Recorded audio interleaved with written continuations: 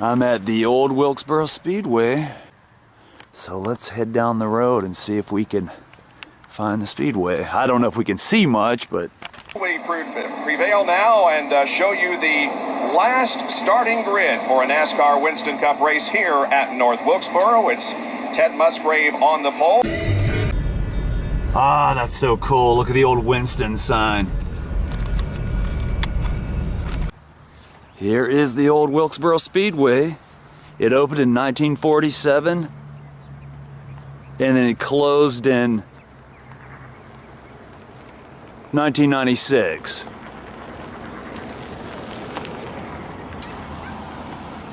So.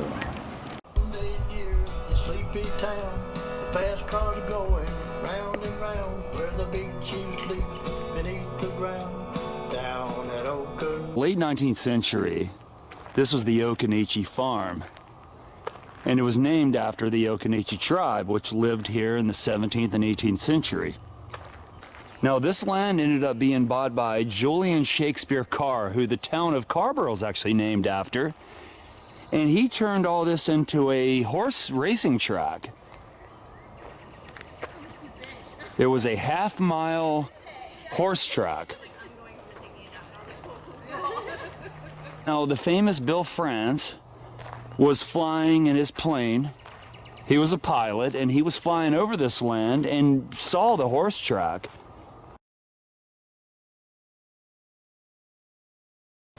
This is a replica or replication of what the old ticket booth would have looked like back then, and that's what they're pretty much trying to do. They're trying to preserve this place and make everything look as it once did. Now, before they started working on this place, there was the remains of an old ticket booth, but it was fallen in. It was in ruins, and I think an old concession stand. There was a couple things that were here, and they had to pretty much tear it down because of how bad of condition it was in. Now this is the concession booth, or made to, it's one they just built a few years ago, made to look like what the one used to look like that stood here. You can see some tagger got in there. I don't blame them for moving that race car that used to be here, the nice one. It was, oh, that car was pristine, and yeah, it was just a matter of time till some jerk ruined it with graffiti. Now here we are at the old famous grandstands. Strange to think that 20 years ago you could barely see this. All this was thick woods. They had to do a lot of work to get this to look like what it does now.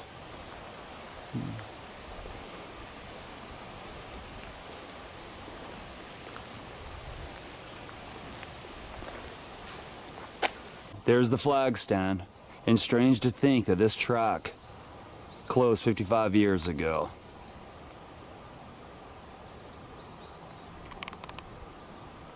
And Richard Petty won the final race on September 15th, 1968. So cool to think about him and the others just going at it on that track right there.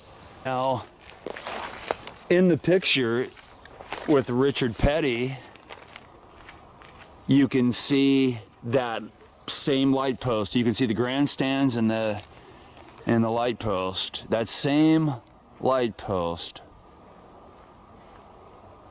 is in that picture. And you can see his old number 43, one of his original cars.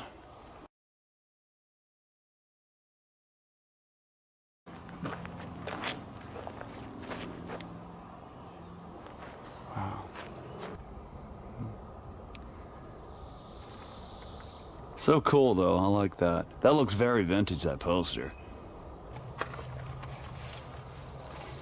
Look, here's the names of the many drivers that raced here. I think Weldon Adams' car sits along the trail. I'm not sure, but it is a number 72. I'm sure there are many 72s, or at least a few. I shouldn't say many, but it could be. I would love if somebody knew, for sure. But look, here's the purses. I mean, back in the late 40s, 1,500, 1,000. I mean, back then that would have been good money.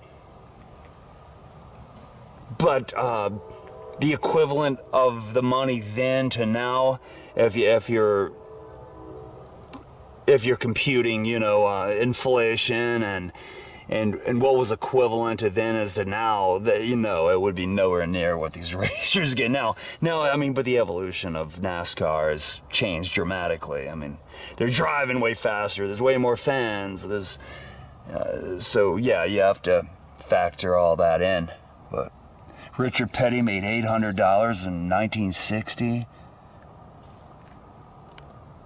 Yeah, it's so cool to see, though. It shows, it says what has the model of car they drove.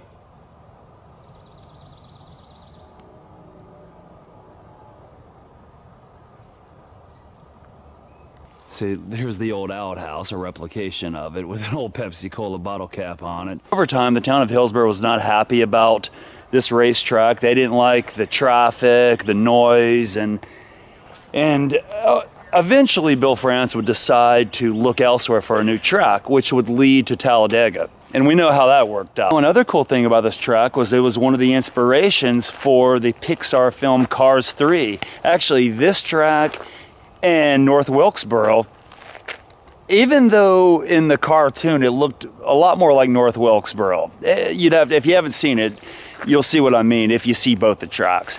Tell me that doesn't look like the old ruins of North Wilkesboro Speedway, if you're familiar with what it looked like.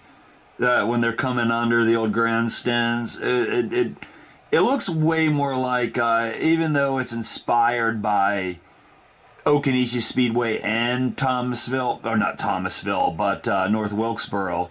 It is Thomasville in the film, but nevertheless, it was inspired by the two. Wow. If this track could talk. Cruz, what do you say? Look at these beautiful woods. What was once the infield. Wow.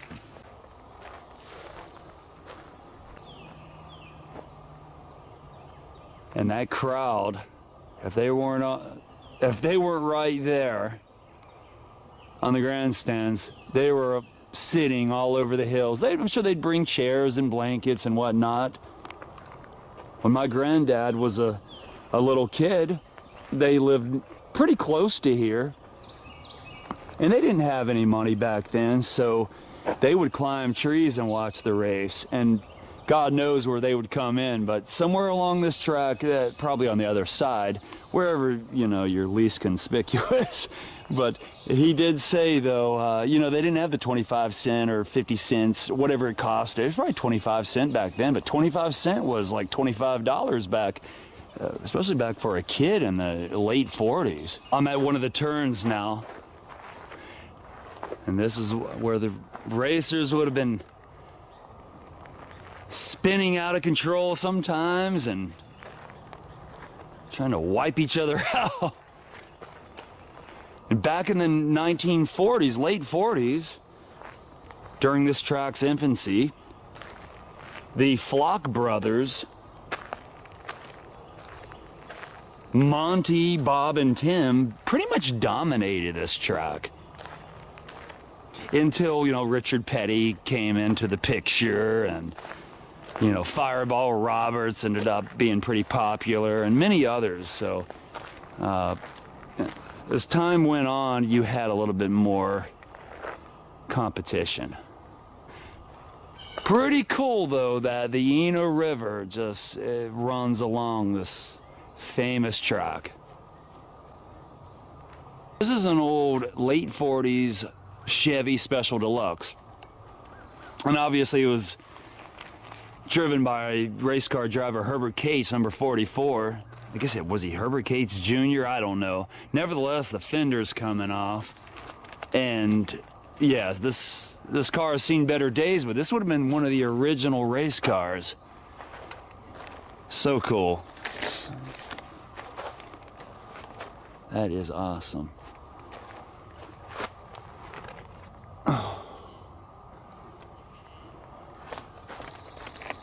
The engine's gone. It's just a shell of a car. You see the transmission there.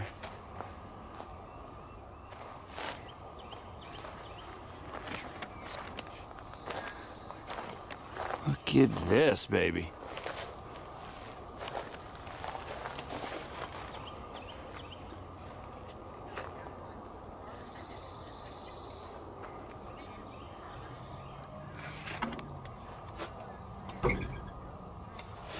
There's hardly anything left of this.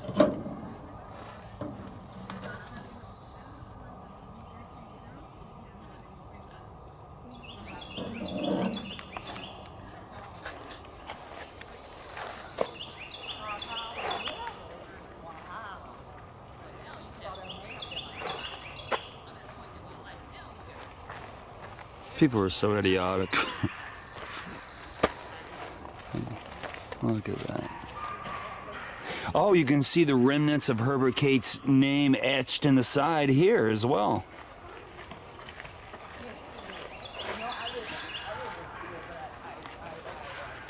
I've tried to look into him. There isn't a lot on him. He must have not been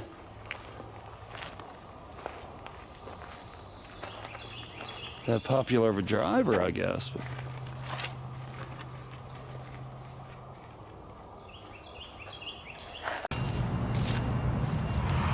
From what I've gathered and from the research I've done, the Raleigh Speedway pretty much was in this vicinity. Well, this is, it was also known as the Southland Speedway at one time. Now, this was also the site of what's known as Black Saturday. You know, somewhere or another, I think we can find the remains of the asphalt. I'm just not sure where it is.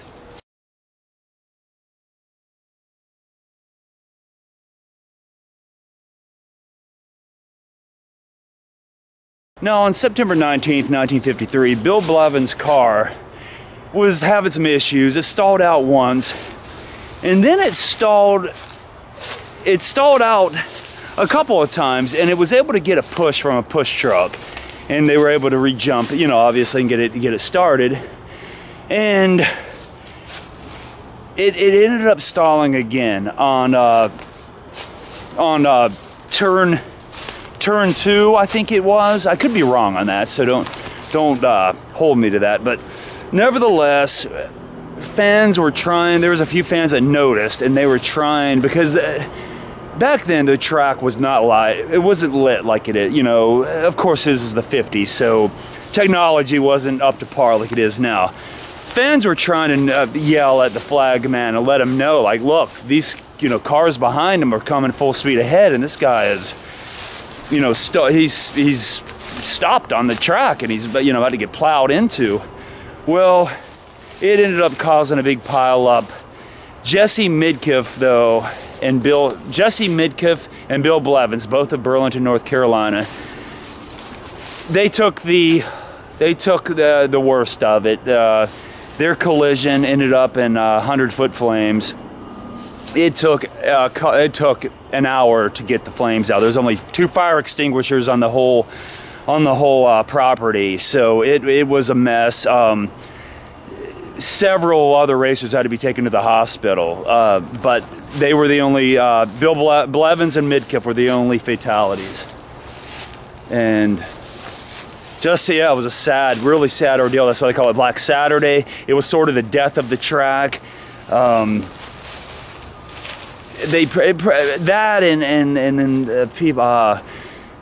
Neighbors just didn't like the noise anyway, so it just was kind of the end of it for them. By 1959, it was totally it was a total dead track.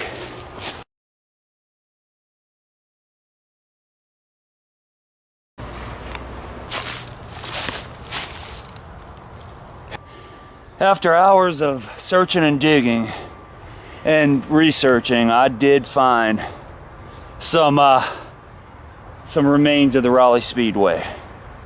Look at this. Baby.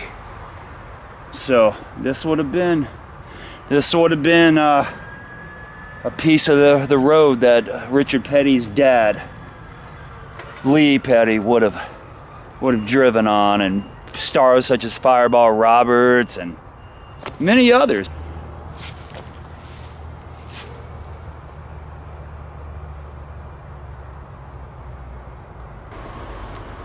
Okay, as I'm searching, I'm coming up this little embankment. See, that would have been, I'm trying to kind of study that, like it would have, we found that little stretch, or we found that little stretch over there, and I'm trying to figure out how this would have worked. Like, I think this would have been maybe the first turn. Like, maybe the flag stand would have been in that, like, sort of parallel to this to the power station. I'm just guessing. Guys, look at this.